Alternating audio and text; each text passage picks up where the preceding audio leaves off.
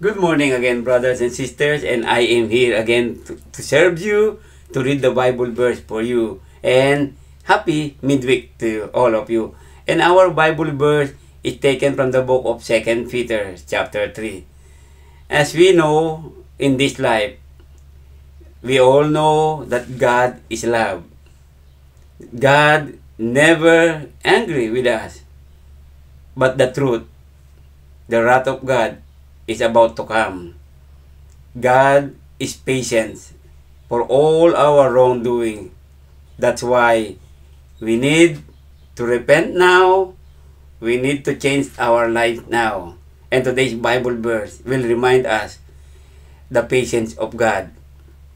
But beloved, do not forget this one thing, that with the Lord, one day is as 1,000 years, and 1,000 years as one day.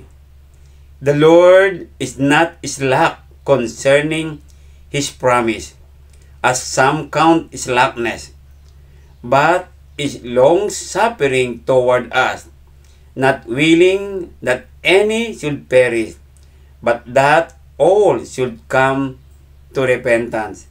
And in Tagalog,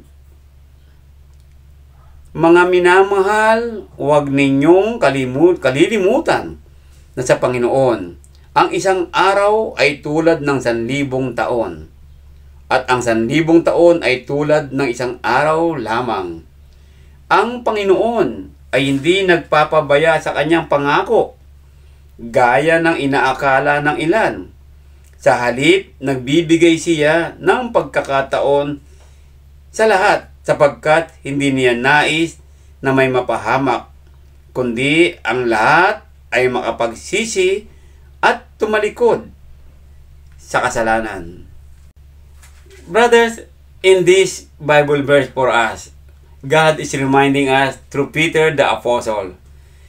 Peter wrote that God is patient, that He is not willing that any of us will be perished. That's why He give us time to repent. And we must take this time. Because someday, the Lord will come to destroy all the wickedness in this world. So, let us take this time to repent now. God loves each one of us.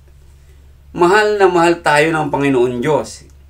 Kaya, ang kanyang pangako sa muling pagbalik ng Panginoong Yesus ay inaakala natin na hindi mangyayari, ngunit ito ay mangyayari. Katulad ng sinabi, ang 1,000 taon ay isang araw lamang sa Panginoon Diyos. Kaya po, mga kapatid, may pag-asa pa tayo. May panahon pa upang magbago tayong lahat. Ayusin po natin ang ating mga kaluluwa, ang ating mga paglilingkod sa Panginoon Diyos. Kung ikaw ay nagkakamali pa ngayon, baguhin mo na. Buksan mo na ang isip mo, sapagkat akala mo lamang hindi ka parurusahan ng Diyos. Tunay ang Diyos ay mapagparusa. Tunay ang Diyos ay mapagmahal. Kaya po, mga kaibigan, mga kapatid, habang may panahon pa, magbago na tayo. Tandaan ninyo, mahaba ang pagpapasensya ng Panginoon Diyos. Ngunit, darating ang panahon, darating siya at parurusahan niya ang kasamaan. Brothers and sisters, it's time. It's time for all of us to repent. Remove all the wickedness in our life. Let us be united. Remove all the division. Remove all those things that make us sinner in the eyes of God. Someday, all these things will be laid bare in the eyes of God. As we all know, everything that we are doing in this world, alam ng Panginoon Diyos yan. Alam ng Panginoon Diyos at hindi ito nalilihim sa Kanya. Ang Panginoon Diyos ay mapagpasensya. Inaanyayahan ko po kayo mamayang hapon, manood po kayo sa ating pong Facebook Live Bible Study about ang pagpapasensya ng Panginoon Diyos. Magandang umaga po muli sa inyong lahat.